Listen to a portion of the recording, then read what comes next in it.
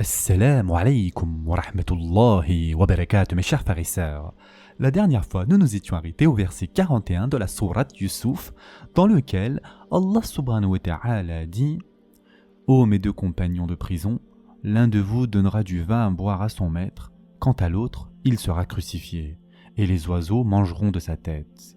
L'affaire sur laquelle vous me consultez est déjà décidée. » Sourate Yusuf, verset 41.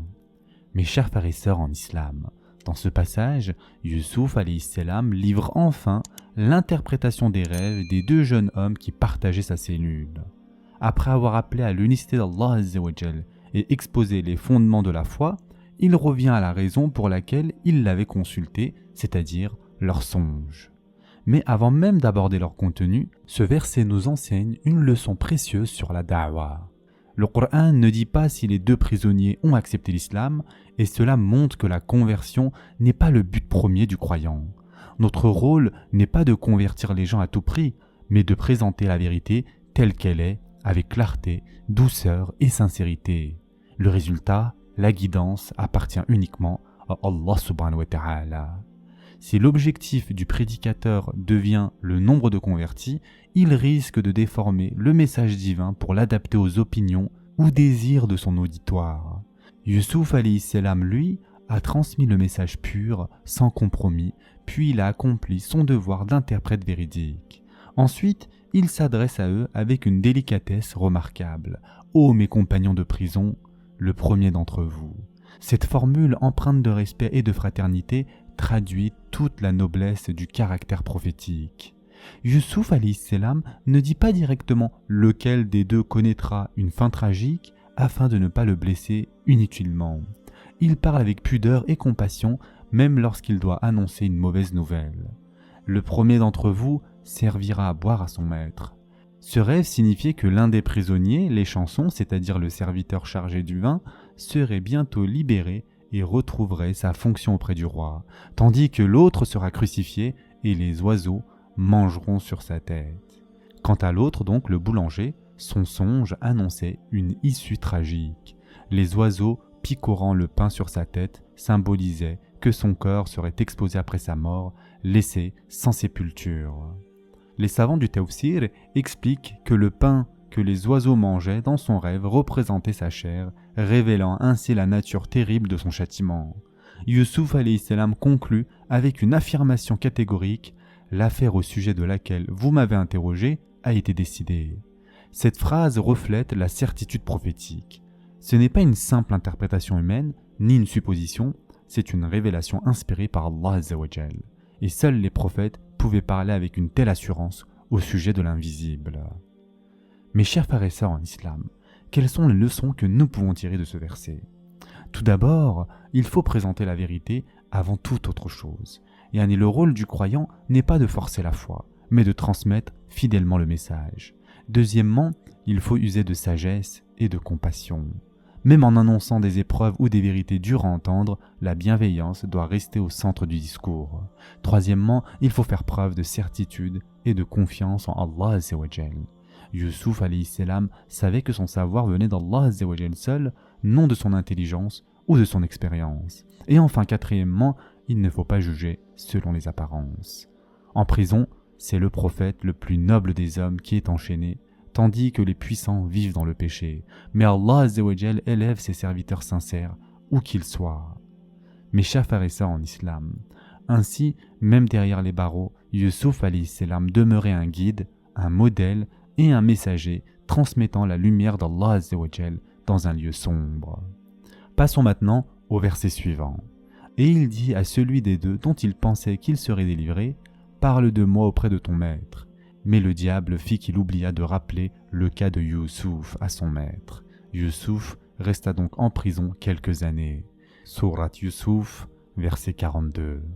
Par cette demande, Yusuf alayhi salam espérait que sa situation serait portée à la connaissance du roi et qu'il pourrait être libéré.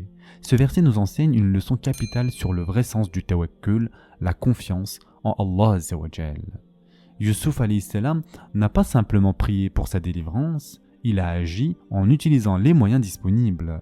Le tawakkul authentique ne consiste pas à rester passif, en attendant un miracle, mais à mettre en œuvre tous les moyens licites, tout en sachant que le résultat final dépend uniquement d'Allah Azza wa Jal.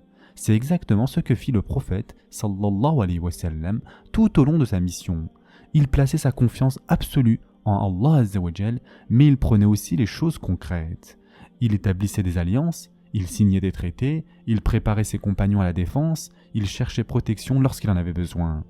Ainsi, demander de l'aide à autrui ou user des moyens matériels ne contredit pas la confiance en Allah Azza wa Jal. Au contraire, c'est une sunna prophétique. Le croyant lie son cœur à Allah Azza wa Jal, mais ses mains s'activent dans le monde. Mes chers frères et sœurs en islam, comme nous l'avons vu dans le verset, le prisonnier libéré, grisé par sa liberté retrouvée, oublia la promesse qu'il avait faite. C'est Shaitan qui, par ruse, lui fit négliger ce devoir. Allah Azza wa Jal, dans sa miséricorde, ne punit pas l'oubli, mais ici cet oubli fit partie du plan divin, et il demeura ainsi en prison pendant plusieurs années. Le terme utilisé dans le verset est « bid'i sinin ». Ceci désigne une période entre 3 et 9 ans. La majorité des exégètes affirment que Yusuf alayhi salam resta 7 années supplémentaires enfermé injustement. À première vue, cela semble être une injustice insupportable. Un homme pieux, innocent, jeté en prison et oublié pendant des années. Mais en vérité, c'est une étape nécessaire dans le plan d'Allah subhanahu wa ta'ala. Sans cette détention prolongée, Yusuf alayhi salam n'aurait pas été connu comme l'interprète des rêves du royaume. Il n'aurait pas rencontré les serviteurs du roi et il n'aurait jamais accédé à la position d'autorité qu'Allah Azza wa Jal lui réservait plus tard. Ainsi, ce qui semble être un retard est souvent une préparation divine. Et Allah Azza wa Jal dit, en vérité, avec la difficulté vient certes la facilité. Surat Al-Inshirah, verset 6. Et le prophète sallallahu alayhi wa sallam a dit, « Sache que dans la patience face à ce que tu détestes, il y a beaucoup de bien. La victoire vient avec la patience, le soulagement vient avec l'épreuve, et avec la difficulté vient la facilité. » Et ce hadith a été rapporté par Ahmed. Mes chers frères et sœurs en islam, certains savants, commentateurs, ont cru que Yusuf alayhi salam aurait été puni pour avoir demandé à un homme de parler en sa faveur, interprétant le verset de cette façon-là. Shaitan fit oublier à Yusuf alayhi salam de se souvenir d'Allah. Comme si Yusuf alayhi salam avait manqué de tawakkul en demandant une aide humaine. Mais cette explication est totalement erronée. Yusuf alayhi salam était un prophète, doté de la plus haute confiance en Allah Azza wa Jal. Demander à quelqu'un d'intercéder pour une cause juste n'est pas un péché, c'est agir avec sagesse tout en gardant son cœur attaché à Allah Azza wa Jal. Même les miracles prophétiques nécessitaient une action préalable. Moussa alayhi salam dut frapper la mer avec son bâton.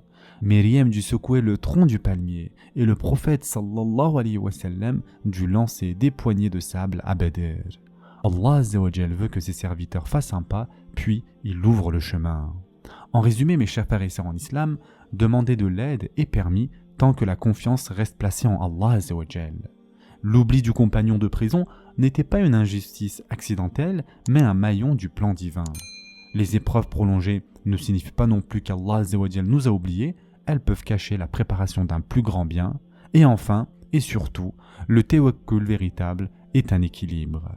Agir avec les moyens du monde tout en se remettant entièrement à celui qui contrôle ce monde.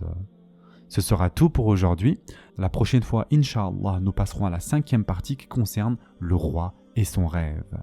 En attendant, prenez soin de vous mes chers frères et sœurs et à très prochainement, Inch'Allah.